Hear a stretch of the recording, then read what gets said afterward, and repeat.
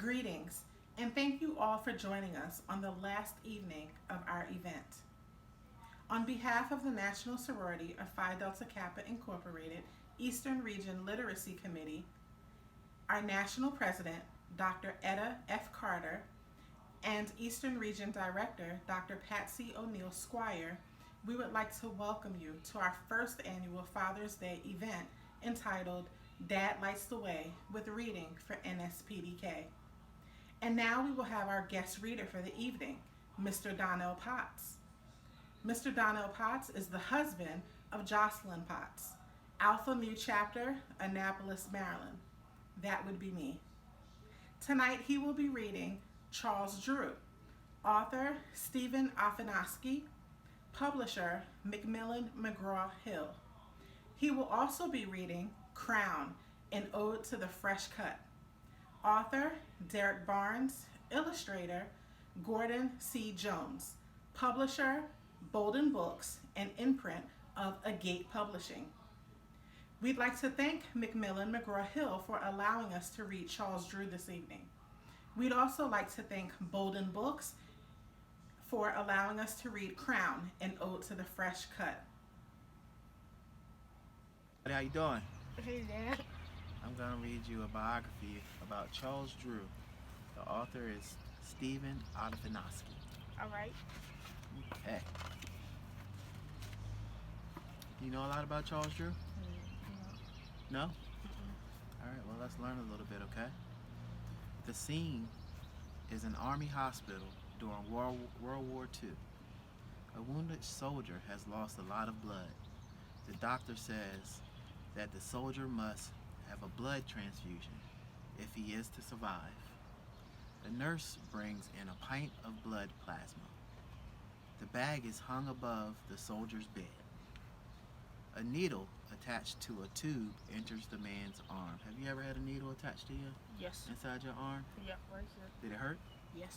Yeah, it hurts a little bit when Dad has to do it too. The pint of plasma is soon emptied, and a nurse replaces it with another. The new blood restores the soldier's strength. He is soon out of danger. Years before, that soldier would have had no chance of getting the needed plasma. It wasn't available at the time. A doctor named Charles Drew found a way to save millions of lives by separating plasma from the other parts of the blood. He also was the first person to set up a mobile blood bank. You know what a mobile blood bank would be? So mobile meaning that they had the ability to go from different places. It's not just in a structure or in a building. So it could be a van or anything with wheels are considered to be mobile. Okay? So this is his story. Charles Drew was born in Washington, D.C. Who else was born in Washington, D.C.? Me and you. Well, I wasn't, but you certainly I was. On June 3rd, 1904, he was the oldest of 5 children. Charles' father was a carpet layer. His mother had been to college. She stayed home to raise her children. The Drews wanted their children to have a good education. They taught them that they could do anything if they worked hard. Charles took this message to heart. In high school, he did well in both his studies and sports. He got good grades and he earned a scholarship to New England College. The same year that Charles left for college, his 12-year-old sister caught the flu and she died. It was then that Charles decided he would study medicine. Charles studied science subjects such as math and history. After college, Charles took a job teaching biology. He also coached the school's football and baseball teams. Charles was a fine teacher, but he longed to be a doctor. He got into medical school in Canada. When he graduated, he worked in 2 hospitals there. Then he returned to the United States. Drew wanted to work at a medical school in the United States. When he first applied for jobs, he was turned down. In those decades, it was difficult for African Americans to find good jobs. This injustice, what's injustice? Like, social, like racism. Could be an injustice like things that aren't fair at times. This injustice did not violate the law at the time, so it was actually legal to not allow him to get a job in that field. It was hard for Drew and other African Americans to accept. No matter how he felt, he didn't give up. He finally landed a teaching job at Howard University in Washington, D.C. The students at Howard were mostly African American. Drew went on to study and do research on blood. He knew that whole blood was made up of different cells. He discovered that plasma, the clear liquid part of blood, could be separated from other parts of blood. Drew learned that plasma could also be stored without spoiling longer than whole blood could. Drew realized that plasma alone could be given to a patient who needed blood. Drew's discovery meant that blood could be saved until it was needed. Isn't that great? Yeah. Volunteers could donate blood that could be stored. Others could donate small amounts of their own blood to be stored away for when it would be needed. Blood could be stored for a longer time. That is great. Many lives could be saved. Drew called this plan a blood bank. Have you heard of a blood bank before? Okay, let's see what else this tells us about blood banks. In 1940, Drew got a message from England. One of his teachers called with an important request. World War II had been going on in Europe since 1939. Drew was asked to send large amounts of plasma for wounded British soldiers. Drew helped organize a Blood for Britain program in New York City. He had trucks sent out to take blood donations from people in every part of the city. There was the first blood mobiles. What's a mobile? A car or like something that has an engine. And wheels, right? Mhm. The plasma was shipped to England, saving thousands of lives. Drew's work transformed healthcare all around the world. Charles Drew's life continued to be very busy. He crisscrossed the country telling people about his research. On April 1st, 1950, he was on his way to Alabama to give a talk at a hospital. 3 other doctors were with him on this long road trip. At 5:30 in the morning, it was Drew's turn to drive. He had gotten little sleep and he was very tired. At about 8 a.m., he dozed off at the wheel. The car leaped off the road. Drew was thrown from the car and badly hurt. The other doctors only had minor injuries. The other doctors sought help from a nearby hospital. An ambulance came and took the injured Drew to the hospital. The doctors did what they could to save Drew, but he was badly hurt. The blood transfusion that he had used to save so many others could not save him, and sadly, he died. He was only 45 years old. The early death of Charles Drew was a great loss to the United States and to the world. His work saved many lives. Some of the doctors who trained under him have gone on to become famous as well. His legacy lives on. Our memory of Charles Drew and the work he did will never fade away. He will always be remembered. The end. Okay. What'd you think? That was a good story. That was a good story. Mhm. Charles Drew. It's amazing the things that we can do when we work hard and put our minds to it, right? Yeah. And he became famous. And we all give blood up until this day. And when you get older, you'll be able to give blood too. And now it can be saved because of people like Charles Drew, right? Mhm. Man, cool. Thanks, bud. Hey, bud. Hey, Dad. I'm excited to read this book to you today. It's called Crown, an Ode to the Fresh Cut, written by Derek Barnes. And we'd also would like to thank an Agate imprint company from Bolden Books for giving us permission to read the book Crown.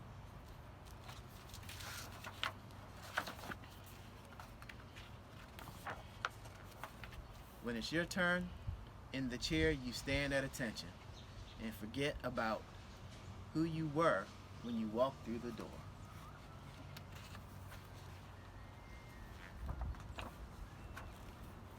You came in as a lump of clay, a blank canvas, a slab of marble.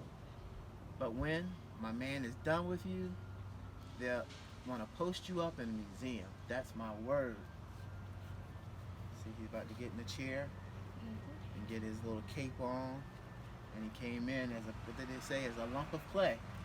But you know how when you come out and you're fresh, how do it usually make you feel? It makes you feel good. Good? Okay. He'll drape you like royalty with that cape to keep the fine hairs off of your neck and your princely robes.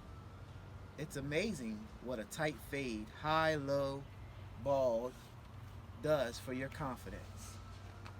Right? Who knows? You might just smash the geography exam tomorrow and rearrange the entire principal's honor roll. A fresh cut does something to your brain. It hooks up your intellectual. So when they talk about hooking up your intellectual, you know how you look better, you feel better, and you go in with confidence, right? You're a star, a brilliant blazing star. Not the kind that you'll find on a sidewalk in Hollywood. Nope. They're going to have you wear shades, and when they look up, to catch your smile. Look at that smile.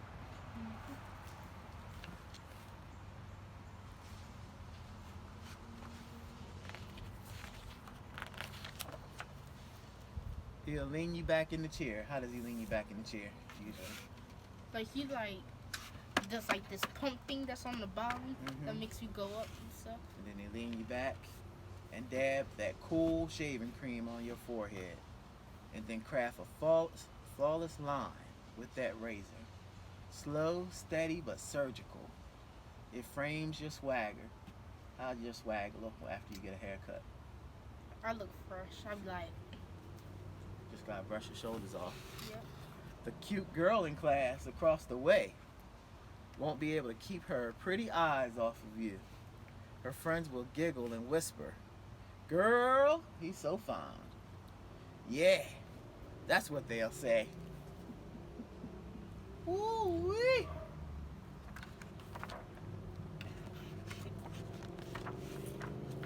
The whole school will be seasick from the rows and rows of ripples. You'll have more waves on your head than the Atlantic Ocean. Shout out to my do-rag. You like to put your do-rag on when you're inside? So I can get some nice waves. Dad got seasick a couple times from your waves. It's nauseous. There's a dude to your left with a faux hawk. Deep part, skin fade, he looks presidential. Maybe he's the CEO of a tech company that manufactures cool. He's a boss. He's a boss. That's how important he looks. Dude to the right of you looks majestic.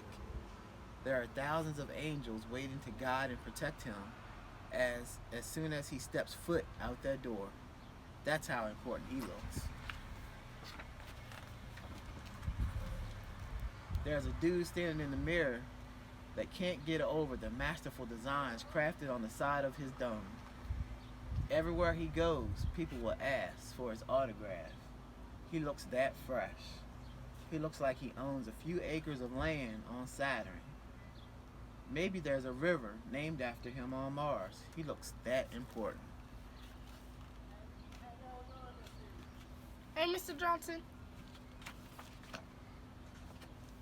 There are two dudes, one with locks, the other with cornrows, and a lady with a butterscotch complexion. And all they want to do is shape up and taper the sides, a trim and a crisp but subtle line. And sometimes in life, that's all you need, a crisp but subtle line.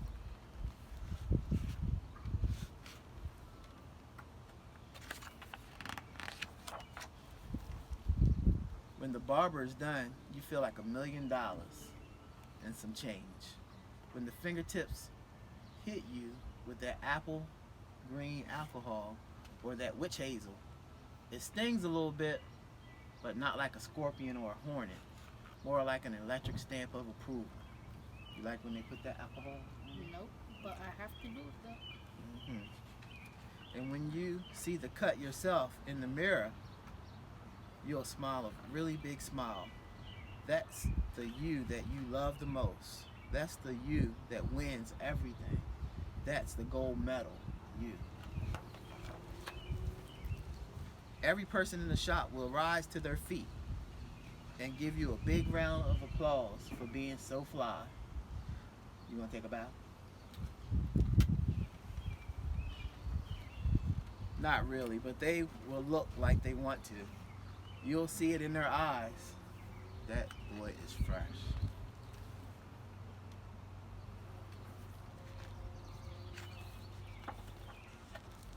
It's the look of your English teacher gives you when she hands you your last test with a bright red 97 slapped on it. It's how your mother looks at you before she calls you beautiful.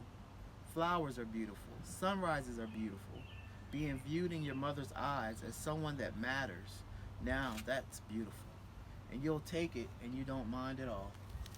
A mama's kisses.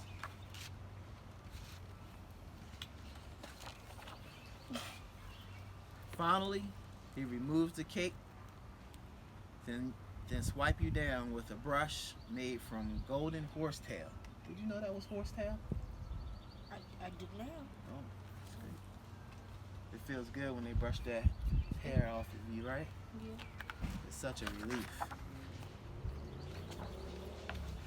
You'll put the money in his hand without even expecting any change back. Tip that man. Tip that man. It was worth it. It always is. Do you always give a tip? Yep. Well, when I'm like, I need to go 7-Eleven and get a drink. No, Mhm. no, so Not always. But why is it a good reason to give a tip? because it's like you're so fresh. Like, just keep the change. And when someone provides you good service, it's always you want to let them know by giving a little extra, right? Yeah. You know why? Because you leave out that shop every single time feeling the exact same way. Magnificent. Flawless like royalty. Hello, world.